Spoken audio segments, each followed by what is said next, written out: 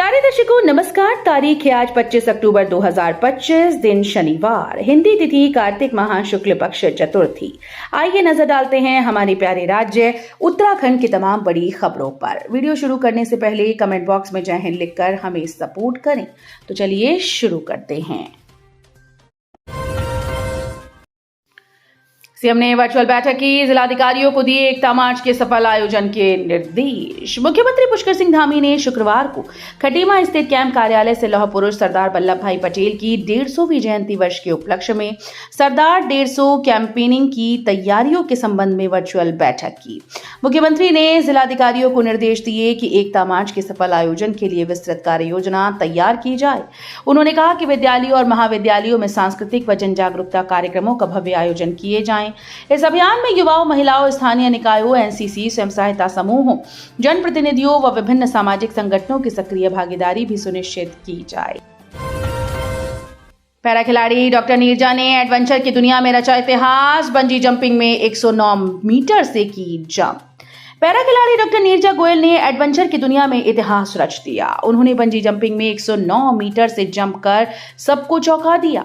उनका video social media पर भी वायरल हो रहा है, जिसे देखकर लोग उनके हौसले को सलाम कर रहे हैं। हाल ही में डॉक्टर नीरजा ने शिवपुरी में 109 मीटर से कूदकर एक नया अनुभव प्राप्त किया। इसके अलावा उन्होंने 12,000 फीट से पैराग्लाइडिंग भी की है, जिसमें उन्होंने अपनी हिम्मत और साहस का परिचय दिया। उत्तराखंड में गवर्नेंस सेवा होगी और मजबूत। वर्ल्ड बैंक से मिलेगी 680 करोड़ की मदद।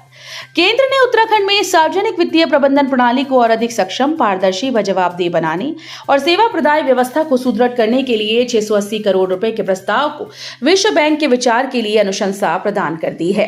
इससे राज्य को विश्व बैंक से ये सहायता मिलने की उम्मीद और बलवती हो गई। प्रदेश सरकार ने सरकारी योजनाओं और सेवा का लाभ आमजन तक पारदर्शी व तेजी से पहुंचाने के लिए राज्य की वित्तीय प्रबंधन प्रणाली को और मजबूत करने का प्रस्ताव बनाया था। प्रदेश सरकार ने यह प्रस्ताव केंद्र को भेजा। इसके लिए आर्थिक सहायता देने का अनुरोध किया। इस पर अब केंद्र ने इस प्रस्ताव को विश्व बैंक के विचार के लिए अनुशंसा प्रदान कर दी है। उत्तराखंड में तैयार होने लगे असम के मूंगा रेशम के सीड। इन इलाकों में बनेंगे क्लस्टर। कभी असम पर निर्भर रहने वाला उत्तराखंड अपने दम पर मूंगा रेशम क्रांति की ओर कदम बढ़ा रहा है। बागेश्वर जिले में सफल ट्रायल के बाद रेशम विभाग ने खुद सीड उत्पादन शुरू कर दिया। अब किसानों को बाहर से सीड मंगाने की जरूरत नहीं पड़ेगी। कपकोट ब्लॉक के 3 गांव पुड़कुनी, चीराबगड़ और तिमिलाबगड़ को मूंगा रेशम उत्पादन के लिए क्लस्टर मॉडल में विकसित करने की योजना तैयार की गई। इसके तहत 25 किसानों का चयन किया गया है, जो मिलकर रेशम उत्पादन की नई कहानी लिखेंगे। रेशम विभाग किसानों से मिले कोकून का इस्तेमाल सीड तैयार करने में कर रहा है। इस क्रांति के पीछे है वृक्ष पुरुष किशन सिंह मलड़ा। उन्होंने वर्ष 2012 से मूंगा रेशम पर काम शुरू किया था। 10 साल की मेहनत के बाद वर्ष 2022 में उन्हें शुरुआती सफलता मिली। हम उनकी औकात दिखा देंगे, अर्जी फर्जी की चिंता नहीं करते। विधायक के वायरल वीडियो ने मचाई हलचल। पूर्व कैबिनेट मंत्री और गदरपुर सीट से भाजपा विधायक अरविंद पांडे के एक वीडियो ने फिर से राजनीतिक गलियारों में हलचल मचा दी। वायरल वीडियो में पांडे बिना नाम लिए कह रहे हैं कि फर्जी लोग जब जब गलत करेंगे, हम उनके सामने चट्टान बनकर खड़े रहेंगे। हम उनको उनकी औकात दिखा देंगे। हमारे अंदर अमित शाह और मोदी का डीएनए बसता है। अपने संस्कार व चरित्र को ठीक रखना चाहिए। बाकी कोई जहर भी दे दे तो किसकी क्या औकात। वीडियो वायरल होने के बाद चर्चाओं का बाजार गर्म है कि पांडे आखिर किसे उसकी औकात दिखाने की बात कर रहे हैं। सीएम धामी ने बनबसा लैंडपोर्ट का किया निरीक्षण। कहा भारत नेपाल संबंधों को मिलेगी मजबूती। सीएम पुष्कर सिंह धामी ने बनबसा में लैंडपोर्ट निर्माण का निरीक्षण किया। उन्होंने कहा कि लैंडपोर्ट निर्माण दोनों देशों के संबंधों को और भी अधिक सुदृढ़ करेगा। भारत नेपाल सीमा के बनबसा के गुदमी के पास 500 करोड़ से अधिक की लागत से लैंडपोर्ट का निर्माण किया जाना है। हरीश रावत बोले, दल बदलू और पलटूराम का टाइम खत्म। बिहार में बनेगी गठबंधन की सरकार।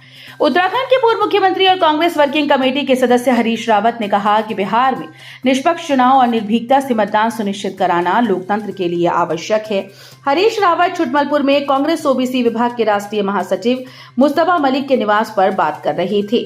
उन्होंने कहा कि मीडिया सत्तारूढ़ गठबंधन की दरारों को नहीं देख रहा।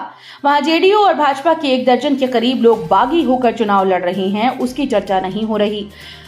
मगर कांग्रेस नीत गठबंधन में कहीं जरा सी भी खामी दिखाई दे रही है तो उसको बहुप्रचारित किया जा रहा है। रावत ने कहा कि निष्पक्ष चुनाव के लिए माननीय सुप्रीम कोर्ट की सजगता, चुनाव आयोग की निष्पक्षता के साथ साथ समाचार तंत्र की निष्पक्षता भी आवश्यक है। उत्तराखंड में समय पर नहीं पहुंची एम्बुलेंस, दूसरी भी रास्ते में खराब, महिला की मौत। कार दुर्घटना में घायल को चिकित्सालय तक लाने के लिए स्वास्थ्य विभाग की 108 सेवा समय पर नहीं पहुंची। जो एम्बुलेंस मौके पर पहुंची वो भी घायल को लाते हुए रास्ते में खराब हो गई। हालांकि घायल अंबुज को स्थानीय नागरिक ने अपनी कार से चिकित्सालय पहुंचाया। बताया गया कि 4 बजे सांय को दुर्घटना की जानकारी 108 सेवा को देकर एम्बुलेंस मांगी गई थी, लेकिन एम्बुलेंस सेवा कब तक पहुंचेगी ये साफ नहीं हो पाया। स्थानीय नागरिक भीम सिंह नेगी ने घायल अंबुज को अपनी कार से घटनास्थल से मात्र 45 मिनट में ही जिला चिकित्सालय पहुंचाया। घायलों को ले जाने के लिए एम्बुलेंस गोपेश्वर से चली तो रास्ते में कार से घायल महिला अनीता त्रिपाठी को एम्बुलेंस में शिफ्ट किया गया। उत्तराखंड के लोगों को जल्द नई ट्रेन की सौगात, इस रेलवे स्टेशन से महानगरों को चलेंगी ट्रेन। यात्रियों की सुविधाओं को ध्यान में रखते हुए लालकुआ रेलवे स्टेशन से महानगरों को जाने वाली रेलगाड़ियों में इजाफा होने वाला है। मंडल रेल प्रबंधक इज्जत नगर वीणा सिन्हा ने रेलवे स्टेशन लालकुआ का औचक निरीक्षण कर ये जानकारी दी। साथ ही उन्होंने स्टेशन के विस्तारीकरण कार्य के तहत चल रहे निर्माण का जायजा लिया। विभिन्न कार्यालयों में जाकर दस्तावेजों की जांच की।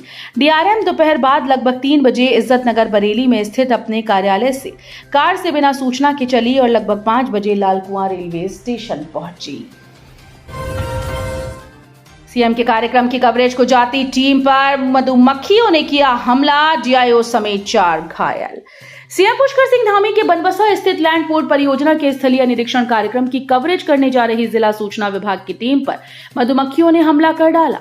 हमले में जिला सूचना अधिकारी समेत सूचना विभाग के 4 कर्मी घायल हुए।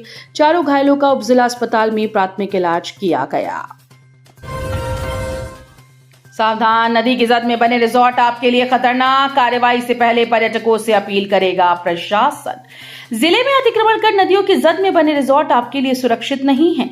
यहां रुके तो आपकी जान माल को नुकसान हो सकता है। बहुत जल्द इस तरह की चेतावनी बुकिंग वेबसाइट पर देखने को मिलेगी।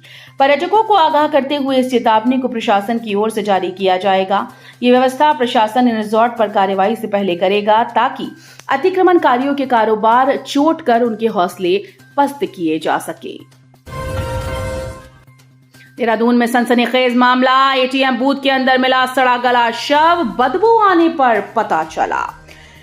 राजधानी देहरादून से सनसनीखेज मामला सामने आया, जहां सहारनपुर चौक स्थित एक एटीएम के अंदर व्यक्ति का सड़ा गला शव मिला। राहगीरों को एटीएम बूथ में से बदबू आने पर घटना का पता चला।